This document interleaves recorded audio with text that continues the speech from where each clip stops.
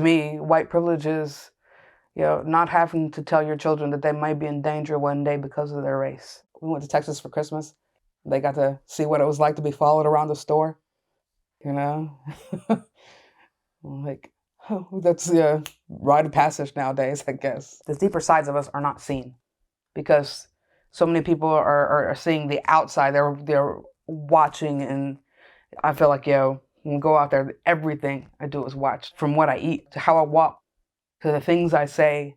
Am I wearing a Black Lives Matter t-shirt? It might be, suspect for that.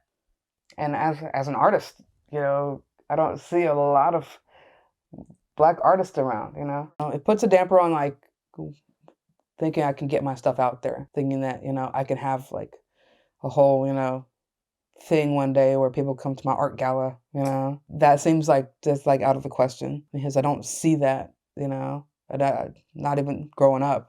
I've looked at little art shops here in like, the downtown area, and, like, I talked to some of the ladies that worked in one of them, and she was like, saying, "Oh, if you want your art in the store, you have to do this and you have to do that." But she wasn't really taking me seriously. She was looking at me like I didn't have anything to offer, and she didn't want to see some of the things I've already made. She just send them via email. We'll see. I building up paintings everywhere. I'm like, I have so many paintings around. Knowing what to do with it after I paint is difficult. Like, I have a Facebook page that have like 10 members on it. Nobody's ever talked about, what to do next. We do. It'd be nice to have that space. It'd be nice for my kids to say, "Oh, this is possible." So I have hope for them, and I have, have a dream, I guess, that one day in the future that, they'll be able to just be human. This is my Black History Month piece of artwork, and it's supposed to be multi-angled, so it looks different from each angle that you turn it.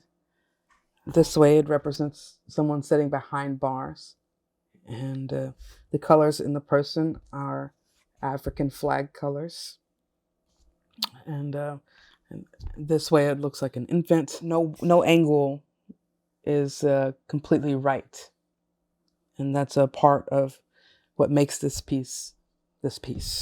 In here where the stars are supposed to be, there is a poem.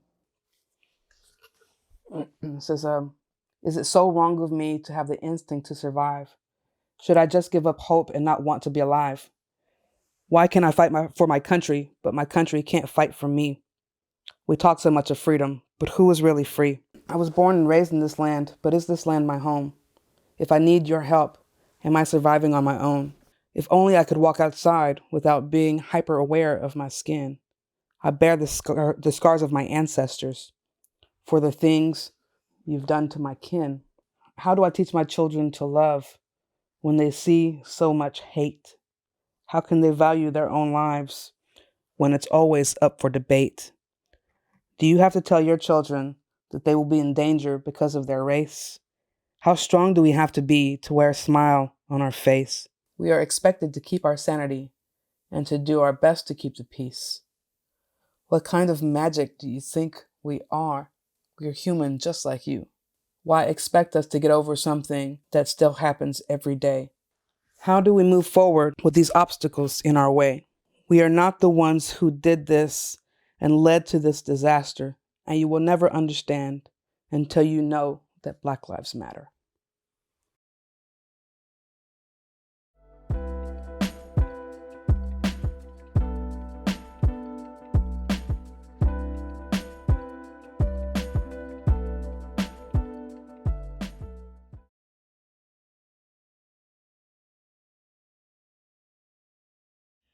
Oh, my creative process. Oh my God.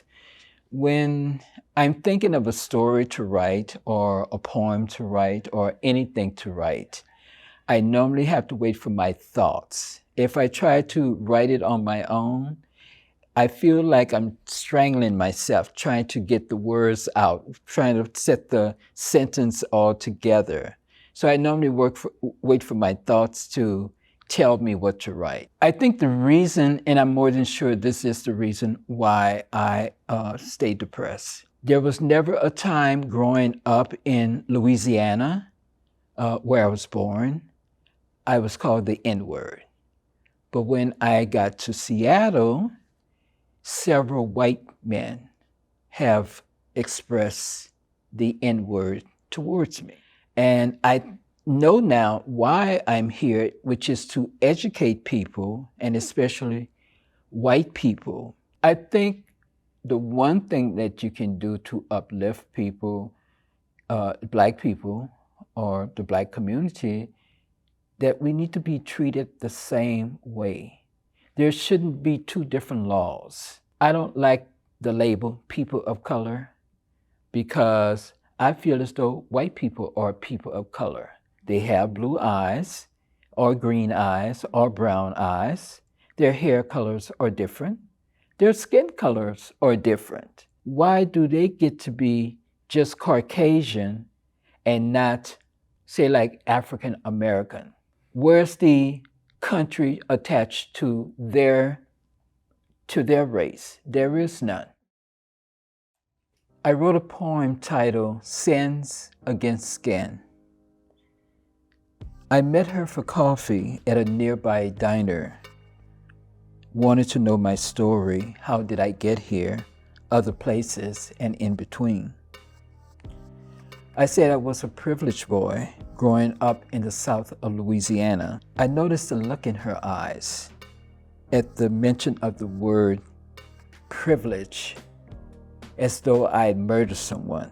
Privilege with a question mark. Did you have a driver? Maids that cleaned the toilet? No, I said. Privilege isn't just about drivers or maids that clean the toilet. Privilege is used for so many things, such as court documents and appreciation. Seems like she didn't like the way that this conversation was going. So she asked me if I was into politics.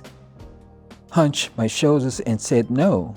I like dance, fashion, music, photography, writing fiction and nonfiction stories and poetry, which is why I didn't understand the motive behind her comment until a few sentences later. Her tone of inequality became quite clear when she said, society sees her as white and privileged and sees me as Black, gay, and scraping the bottom of a barrel. Not sure why she had to remind me of society rules on race and class. The same rules from years ago still manage to be at the forefront of racism today. What a blow to my chest, imagining my heart pounding, bursting into pieces of flesh all over a rusty color stained with floor.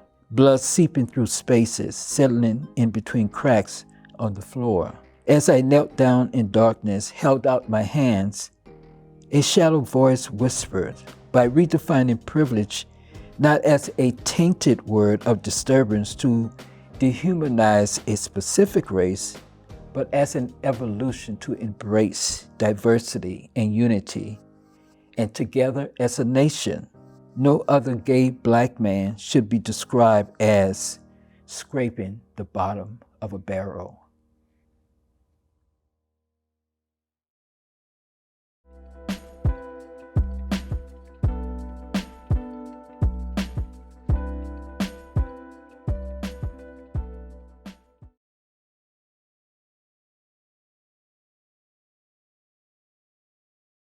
When I came on the board, there was one Black person on the board. There's definitely been some shift in that regard. And so, I'm optimistic about it. It's going to take some stretching. It's going to take some accountability, some introspection, and, laying it out and laying your soul bare about how you might contribute to some of these very things that are wrong. If you intend to serve, my people, if you intend to serve anybody outside of white folks, then you need to center those folks. And the only way you can center people that you work with is having them in every aspect of the organization, making decisions about how those how those situations operate. You can't retrofit white supremacy. And even now as we, solve those issues within the program. Like, what are we doing on a larger scale to show that people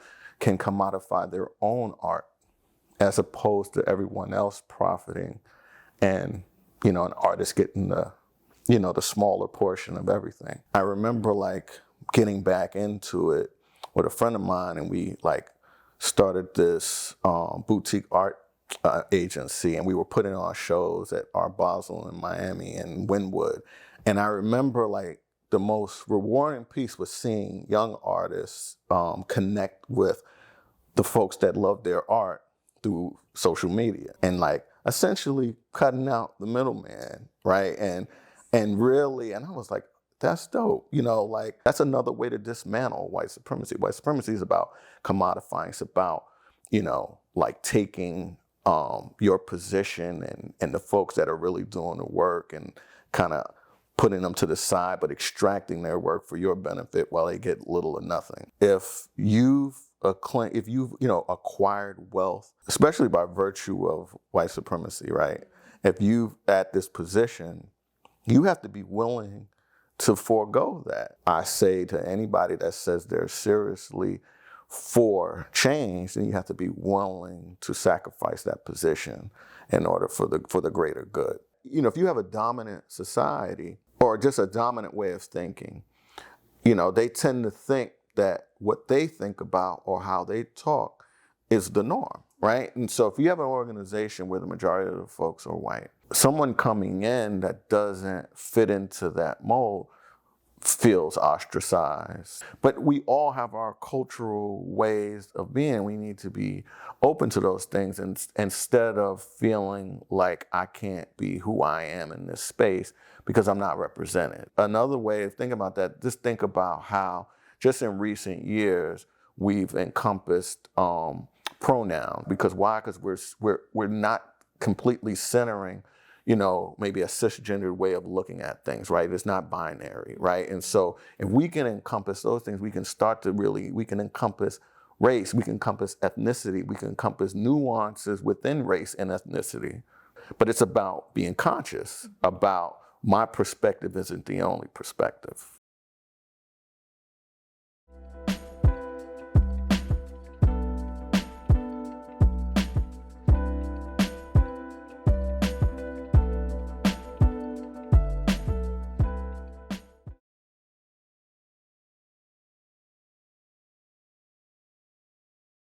One thing that feels kind of fun is that like Black people are kind of like getting to define themselves outside of pain, that we can have a romance and it doesn't have to be like one of us goes to jail or like the police don't enter the chat at any point. Like it's just like wholesome shenanigans. It's like, yeah, I'm heartbroken and I'm sad about that. And that's the plot. It is kind of hard, like, like when people ask like, oh, like how does it feel to be like a Black artist? I'm like, yeah, like I don't know, I'm just vibing. On one hand, like it makes like I get it. Like I would understand like someone like non-Black asking to a degree.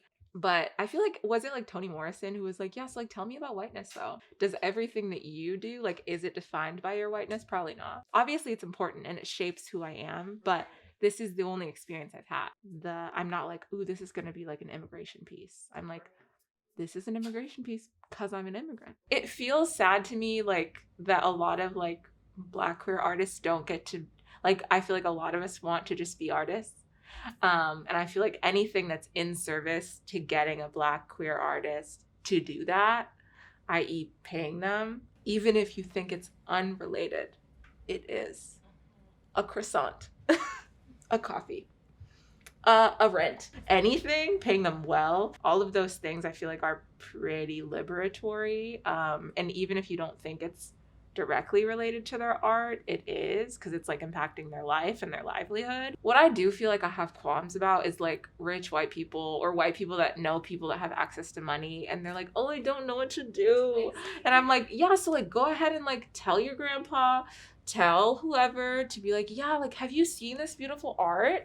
Wow, like I can't afford it, but I wish someone could. At this point, it's frustrating because the only thing I want to hear is, what's your Venmo? What's your PayPal?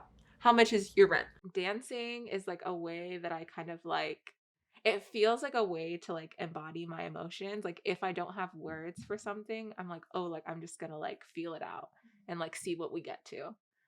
Or like tire myself out in a feeling. My body has a capacity, and if I don't honor my body, then I will be unwell. I like sometimes have dreams of like differently abled people, like people using wheelchairs or canes. I like feel a lot of like honor and sweetness in like thinking about how different people move in the world, and art has been like an avenue for that and helping me figure out my capacity.